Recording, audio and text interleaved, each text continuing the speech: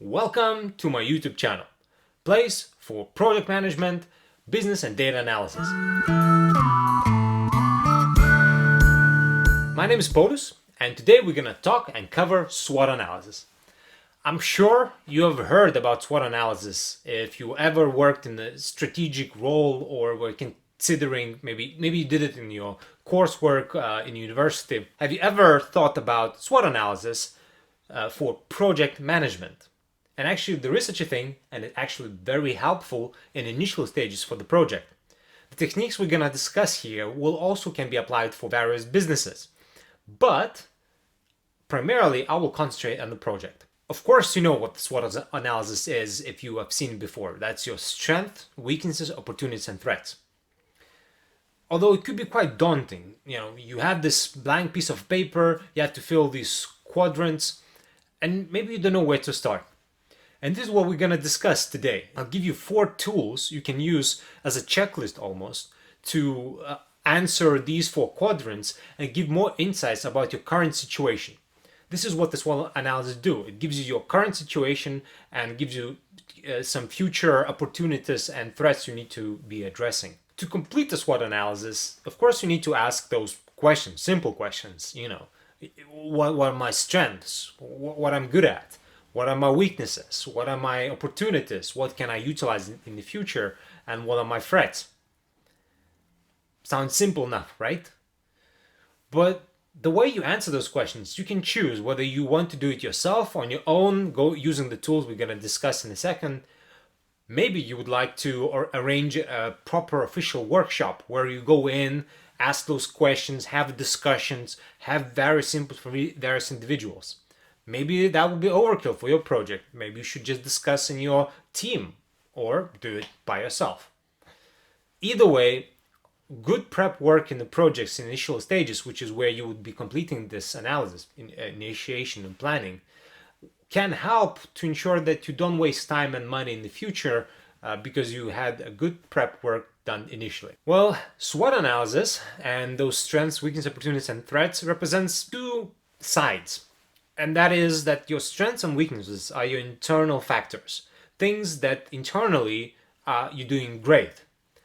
Your opportunities and threats, your external factors, things that are outside of the entity you're dealing with, it can influence it, right? For the project, it's important to understand those things because it could influence how you want to proceed with the project and what objectives of the project there should be. Maybe what sort of resources you need to utilize or gain. Basically, it gives you a context, right? Now, when you do a SWOT analysis on an organization, you have your organization in the center, and then you have your business domain at maybe a higher level, and then finally you have the rest of the world. When you have your project, well, the project sits within the organization. So you have your project, organization, and the rest of the world. So organization is already an external factor for the project. And this is how we can approach the SWOT analysis for project management. So what does SWOT analysis tell you as a project manager or an individual who works on the project about the project and the situation where we are in? Well, if you analyze your strengths and opportunities, you know maybe where you could necessarily use your strengths, like great knowledge of your staff about a certain maybe language, and you're building a tool that's using exactly that language. You could utilize your opportunities. Maybe there is something you could gain by exploring new partnerships that your company is strong in, and therefore save some resources, cut on time that you need to deliver the project.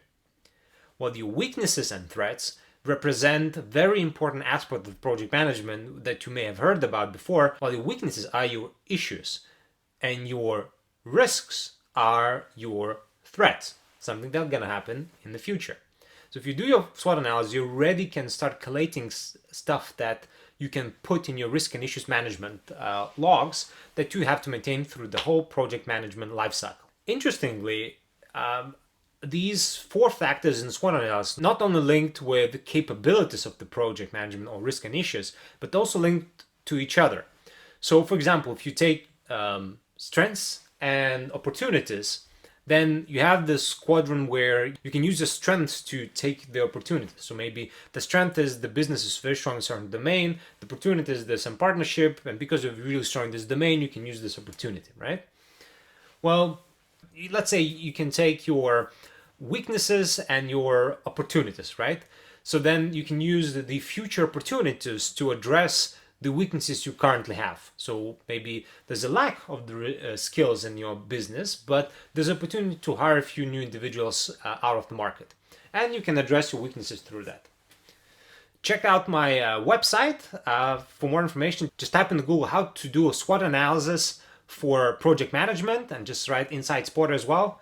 And you'll find my website with extra information. Finally, we came to actually discussing the tools, which are ones that help with the external and internal factors. So for the externals, we would use PESTLE and Porter's five forces. So PESTLE helps to think about political, economical, and other factors related with that.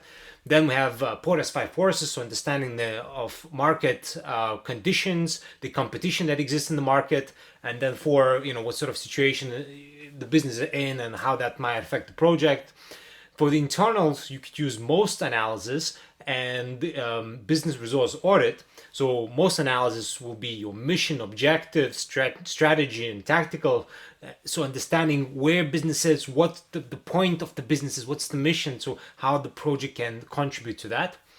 And then business resource audit is really your financials, your staff resources, your capital resources, and of course every single project is affected by that and needs to consider how many additional funding they will need, maybe what they would need to hire in the future. So if you'd like to learn more about all these four tools in more detail and see how actually to use them to perform SWOT analysis, just go to Google, type how to do SWOT analysis project manager Inside Spotter, and there you will find not just how to use those four tools, but some great tips, what to pay attention to, and I also did a business case, as well as actually have four separate post just about the four tools. So actually by reading all of those, you should be really versed about doing the SWOT analysis, and it should really be very simple for you, give you a lot of insights in a very short period of time. I think it maybe would take you like 1 to 2 hours, and you then use the whole project, this sort of analysis. So if you like this video, smash the like button, smash the subscribe button, notification bell as well. Check out my LinkedIn, my website as well for those additional posts.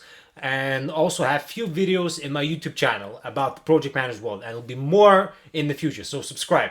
See you in the next video. Bye.